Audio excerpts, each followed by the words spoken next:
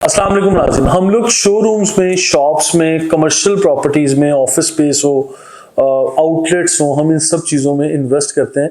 लेकिन इसकी कुछ टाइप्स या नेचर्स को समझना इस वक्त ज़रूरी है मेरे ख्याल में।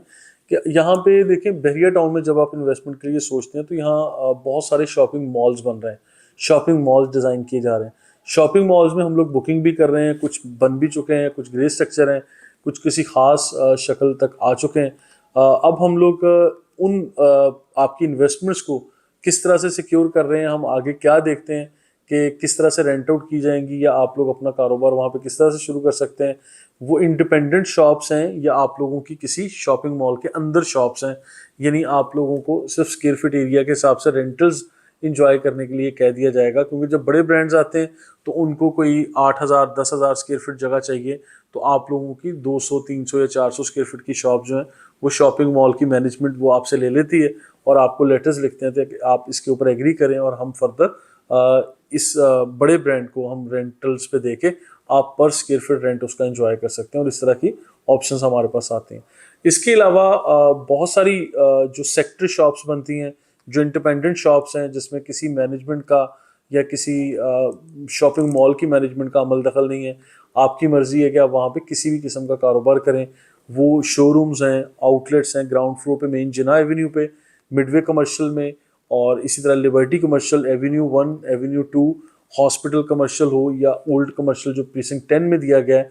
तो इन सारी जगहों पे जो हमारे पास मल्टीपल ऑप्शंस मौजूद है नाज़रीन, इन सारी ऑप्शंस पे हम आपको ऑफर करते हैं कि आप लोग 500 स्क्वायर फीट से लेके 8,000 स्क्वायर फीट तक की शॉप आप लोग मेरी टीम से हासिल कर सकते हैं। ये शोरूम्स हैं, शॉप्स हैं, आउटलेट्स हैं, मल्टी स्टोरी आपके शोरूम्स बनेंगे जिसमें बेसमेंट है, जिसमें समटाइम डबल बेसमेंट है।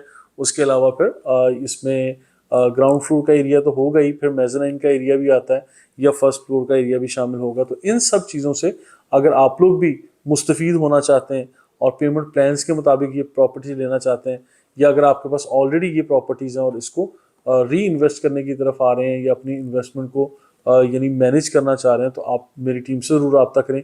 स्क्रीन पर नंबर दे दिए गए हैं ताकि आप लोग अच्छी से अच्छी ऑप्शंस को अवेल कर सकें।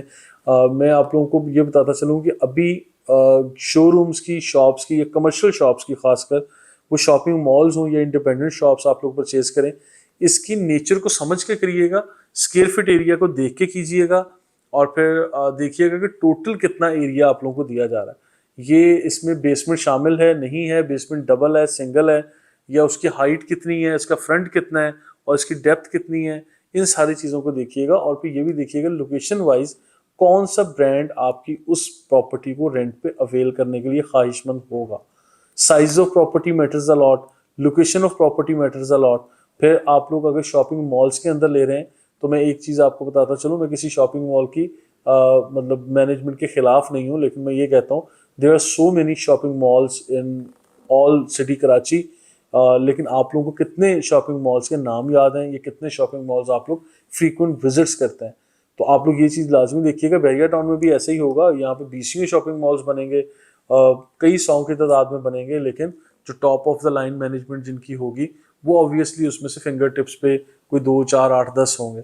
और वहाँ पे आपको रेंटल्स भी अच्छे मिलेंगे, वहाँ पे बिजनेस अपॉर्चुनिटीज़ भी अच्छी होंगी, और वहाँ आप लोगों को शॉप्स यानी प्रॉपर्टीज़ भी ज़रा थोड़ी देखभाल के आप लोगों को इन्वेस्ट करना है। तो इन सारी चीज़ों को मलूज़े खाते रखिएगा जब भी आप लोग इन्वेस्टमेंट की तरफ जाएँ। हमारे पास काफ़ी अच्छी ऑप्शंस हैं शोरूम्स में, शॉप्स में, तो उस पर भी आप लोग कंसीडर कर सकते हैं। मेरी टीम के नंबर दिए गए हैं स्क्रीन पे, आप लोग बिल्कुल जो है रब्ता कर सकते हैं। Thank you so much.